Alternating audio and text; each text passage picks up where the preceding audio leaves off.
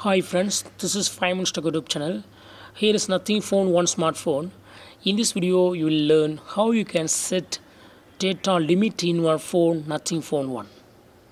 First, go to the settings of your phone here and click on Network and Internet and click on Internet and click on the operator here.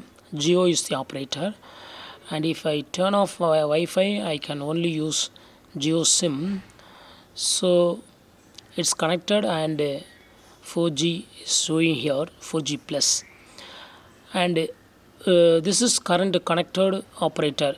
As I have installed here two SIM cards, only I have set Geo as the data connection. And if you want to set data limit, then click on this gear icon and go to data warning and limit and click on set data limit. Turn on this button and you can set data limit here.